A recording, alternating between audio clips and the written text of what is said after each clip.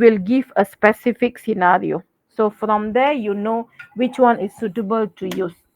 Okay, but when it comes to assignment, okay, each of you has your own individual module, so you need to know the module, the functionality, which type of functionality. It means, are you going to be using the first pair, which is a range of data, and you need to identify the valid range or the valid invalid range, or it will be more to the second pair, which is more to cause and effect.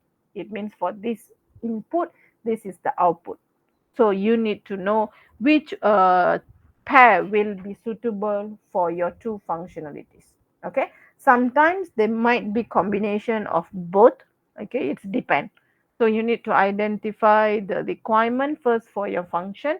Then from there you choose which pair of the technique will be suitable. Okay. So let's move with the given scenario here. So this is more to like, in a written format, right? So from there, we will list down all the causes, okay? And we list down all the effects.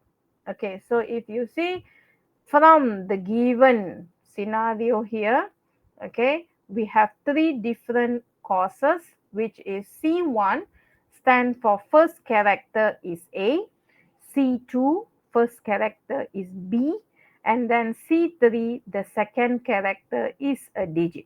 Okay, the reason why we need to separate this, because both of them will not happen together. It must not be in one sentence, because we need to clearly show when this C1 uh, or C2 happen, what will happen. If this C1 or C2 is incorrect, what happen? Because there is three different situation here which we need to test them. Okay, so that's why we need to separate them out. First character is A, first character is B, and then the second character is a digit. Then from the given scenario here, we have three different effects, which is update the file. This one, file must be updated. Then we have print message X, print message Y. So this one. Okay. So we must list down the causes and the effect.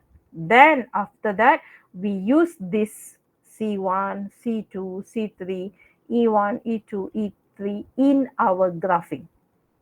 Okay, so now let's see here. So we have list down C1. So this is all the causes. Causes must be on the left, effect must be on the right. Please don't draw the opposite way, it's wrong. Okay, so this is all the causes, cause 1, 2 and 3, and this will be the effects. So now we will be drawing the line here to show the connection between the causes and the effect. Okay, so C1, C2, C3, E1, E2, E3. Okay, the arrangement, it's based on how you want it, because let's try not to have overlapping or confusing lines happen. So you can arrange it however you want. No problem of that.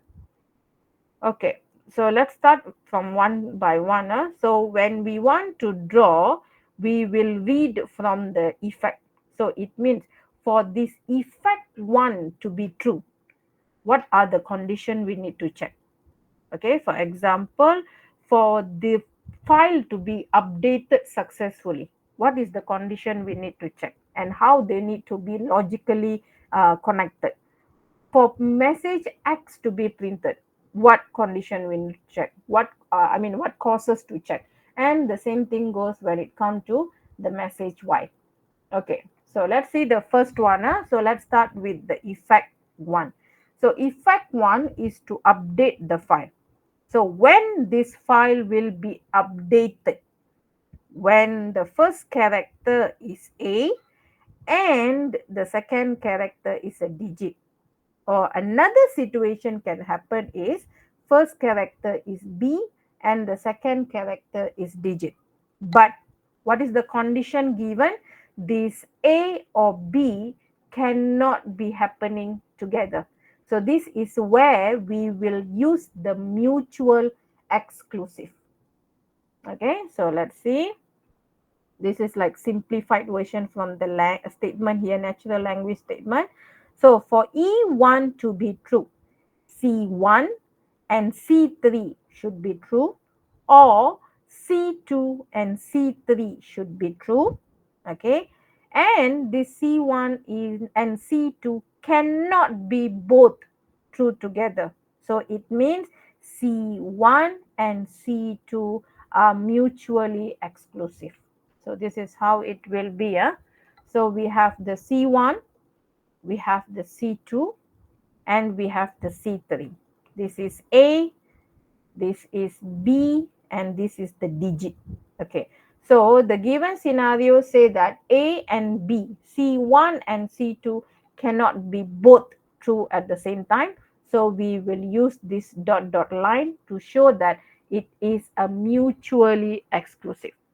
Okay, and if you see the scenario say that it must be C1 or C2. So we will use this or symbol. So this line is just to show they are connected. So it will be either one, C1 or C2.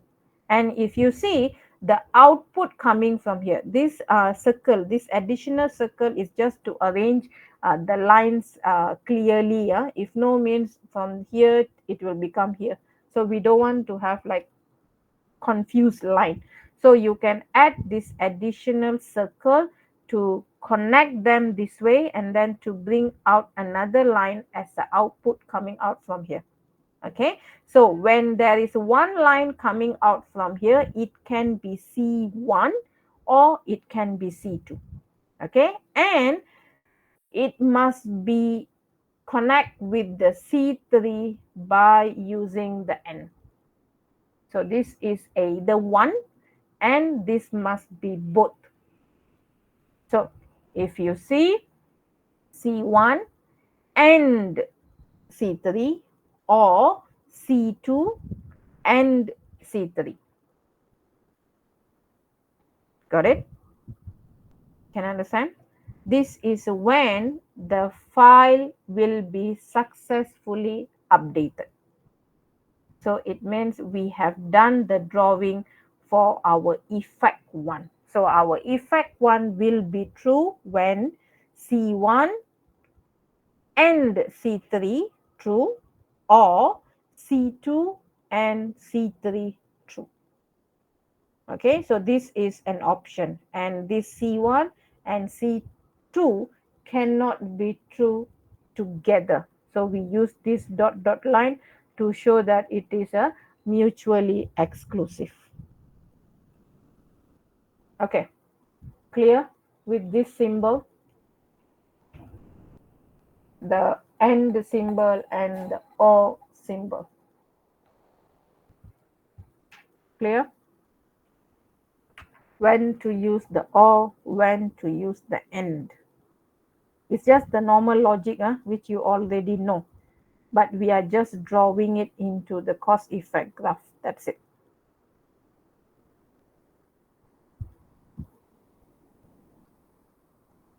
Okay. So that is for effect 1. Okay.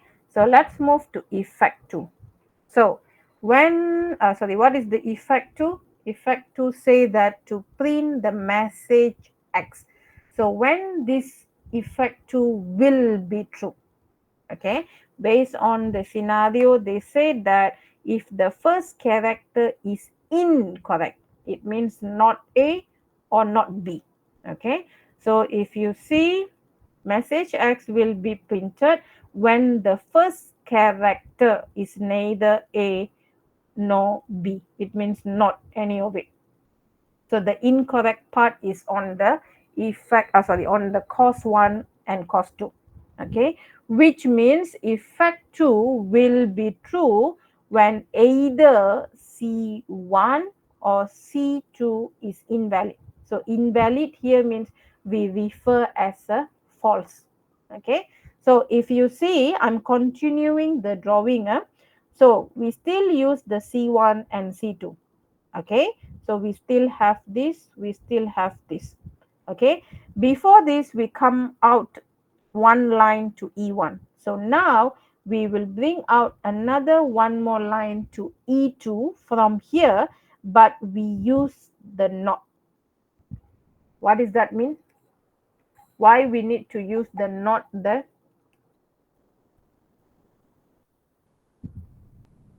Why we use the not symbol there? Here also we have one line coming out, right? But here we don't put the not. So what does that mean? This not.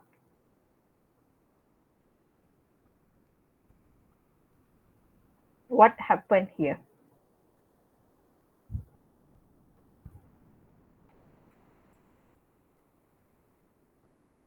The scenario said there is something wrong with the C1 or C2, correct? So it means when, if you see what's coming out from here is the true. Okay, it means either C1 or C2 will be true. That's what it refers to this line. But here what happened?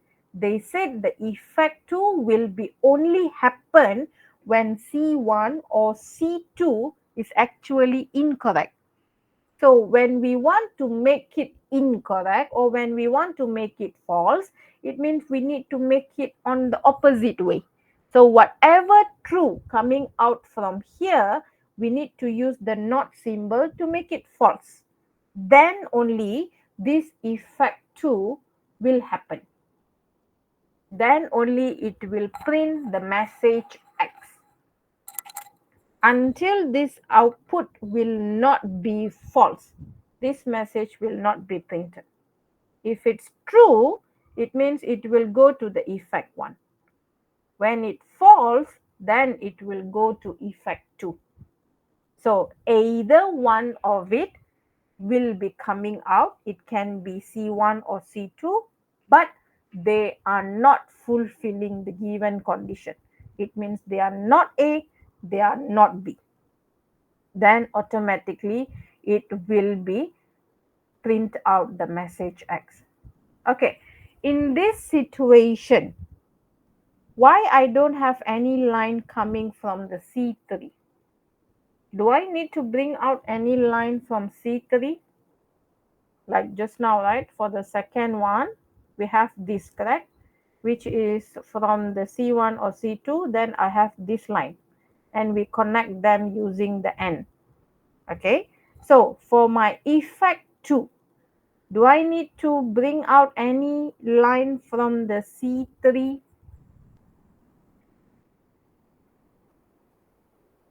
Actually, it's not required because our test is more onto the C1, C2. Once the C1 or C2, they are false, it means we don't bother what happened on the C3. It's false or it's not, it's true, we are not going to test that. So that's why there is nothing coming out from here. So in this situation, when we don't bring any line coming out from here, it means we assume that C3 is always true. There is no issue on the C3. Our focus to test the E2 is actually when C1 or C2 they are false. So C3, we just ignore them. So when we prepare our decision table later, we just assume that C3, no issue. It's true. Nothing changed on that C3. Only the false part happened for the C1 or C2. Then this message X will be printed out. So that's why there is no line going from C3 to E2. Okay, so done with the first one and the second one. So the third one, what happened is, if you see the effect 3 to print the message Y. So it means the message Y will be printed when the second character is incorrect. It means when the second character is not a digit. Remember just now C3 is actually digit, right? So we use the symbol here to indicate that the C3 is opposite of it. So it means C3, based on the statement here, your C3 is, C3 is this one. Second character is a digit. So when we use this symbol, automatically it will become is not a digit. So the same thing goes here. First character is A. When we use not, it means first character is not A. Then first character is B. When we use not, it will become first character is not B. So when we list down the causes, you don't need to list down everything on the opposite way because we have the not symbol. So we can use the not symbol to make it on the opposite way. If you didn't follow the not symbol and you list down, instead of 3 causes, you list down 6 causes, I will deduct your mark because you did not use the not symbol. So you just need to put in one statement and then you can use the not symbol to make it on the opposite way. Okay, so that's how we have this one. Okay, we have this one where we make on the opposite way, not A or not B. So here we have the not digit. So when this is true, okay, it means when the C3 is not a digit, then E3 will be happening. E3 will be true. Okay, got it? Can understand? So the same situation here, our focus for E3 is C3. So when we are testing, we assume that there is no problem with the C1 and C2. It means C1 can be A, but the C3 is not digit. Or C2 can be B, but C3 is not a digit because our focus is on the second character is not a digit. We don't check on the C1 or C2 is correct or not because that one already done by the effect 2.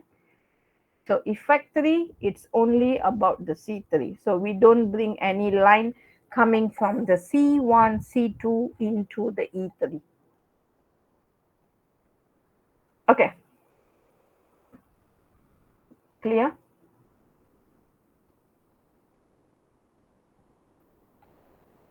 Can we proceed with the decision table?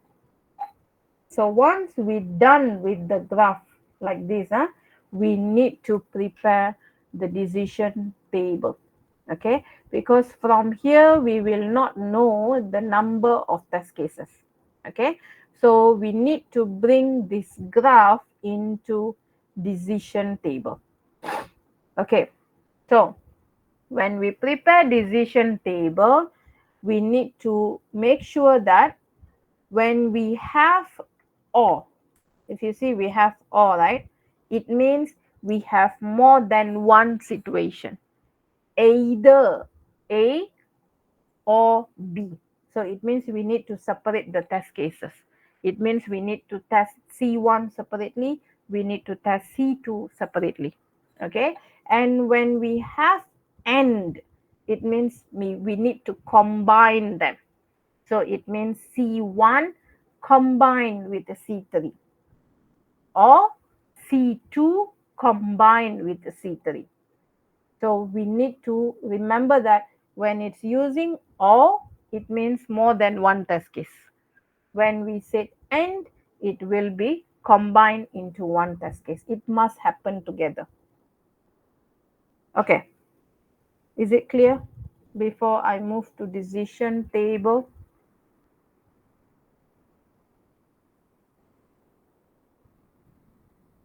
any issue so far?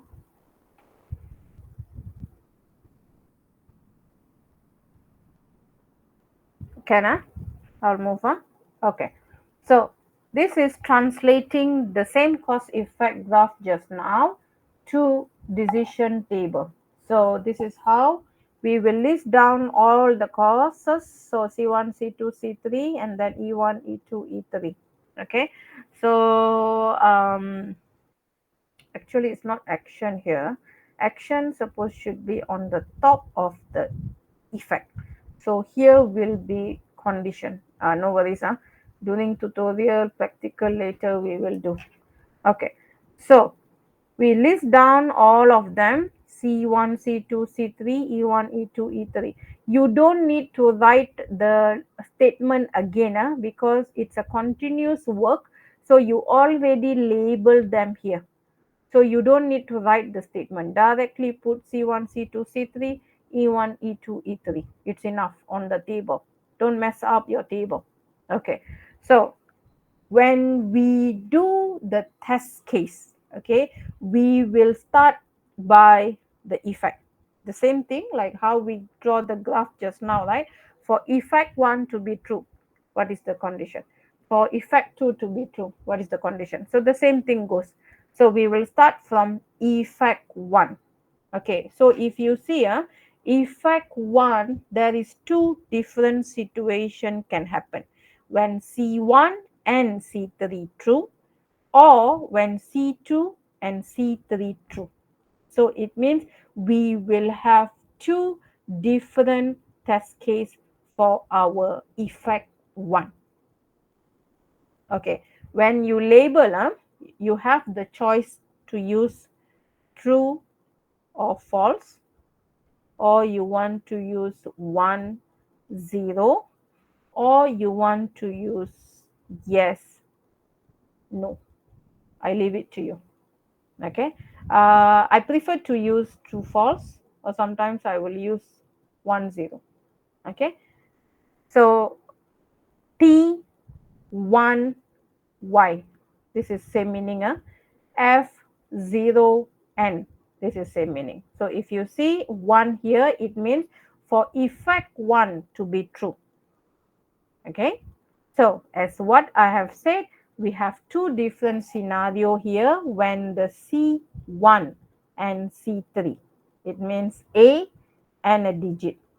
Or another situation is when our C2 and C3, so it means B and a digit. Since we have the or, it means we need to separate into two different test case. This is one test case, this is another test case. Got it? Can understand?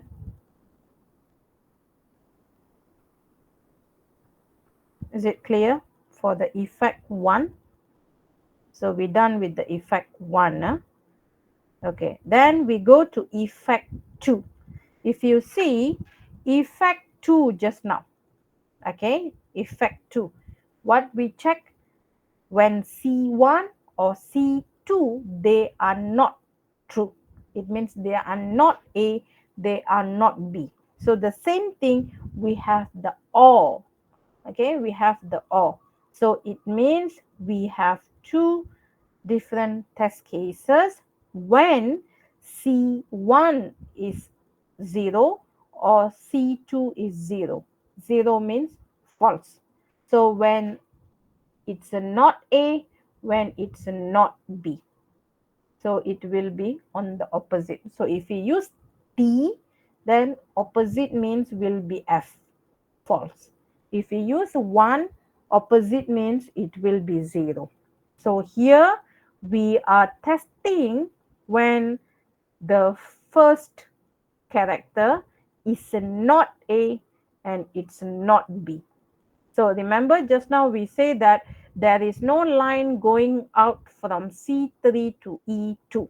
This is because we assume that C3 no issue. It means C3 remain true. It is a digit, but the first character is not A, it's not B. So that is when the effect 2 will happen. So it means we have test case 1, test case 2, test case 3, test case 4. So 2 test case for effect 1, 2 test case for effect 2, because there is all situation happen. Okay, got it? So the next one is when we want to test effect 3. So effect 3 just now, when will happen? When our C3 is not. It means when it's not a digit. Okay, so if you see here, our E3, there is two different test cases. It means when the first character is true, the second character is not a digit, and another one is when the second character is true, because this will not happen together, right? So we need to separate them into two test cases. So we need to test when the cos 3 is false when both of this situation happen. It means when the A is correct but it's not a digit, or when B is correct and it's not a digit. So in total, we have test case 1, 2 to test effect 1, and then we have test case 3 and 4 to test effect 2, and we have test case 5 and 6 to test effect 3. So normally all this 0 is actually to just fill up the empty space. But normally I will not encourage you to do on the effect part. It's just the example I use here. So when it comes to the effect part, you just use the dash. You don't need to fill up with the 0. You use the dash. It means we can clearly see test case 1, test case 2, test this 2, test this 2, this one, test this 2. So all the effect part, just leave them dash. Okay, so if for the causes you want to use 0 for the empty, can. Okay, if you don't want to use, no problem also. For example, the first test case we only use C1, we don't use C2, right? So you just put the dash. I prefer that so that it will not confuse you, it will not confuse me, and we can separately see this is 0, I mean false, and this one we did not use it. Okay, got it?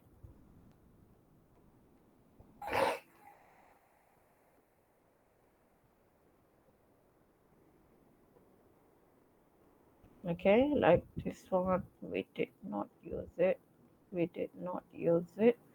And then for test case 3 and test case 4, test case 3 is when either one is false, so this one we didn't use, this one we didn't use. Okay, so you can just use the dash to avoid confusion actually. uh, Sorry, this one suppose should be 1, because C3 is actually true for both. Okay, can understand how from the cause effect graph we translate into decision table. So from here you can see the total number of test cases. Actually we can have more than this, okay, but I will always prefer we test at least, like this situation is we able to cover all, but in some situation, right, we just need to test one false or one invalid in a test case, and we just test them one time. No need when it comes to both false, we don't want. Okay, because normally I prefer to test one invalid data in one test case, so that we know exactly the test case can detect that one particular invalid or not. Because when we have more than one invalid in one test case, then it will actually give us confusion which invalid has been detected by the test case. Is it able to detect them one by one or not? So I prefer we test one invalid or one false in one test case. Got it? Can understand?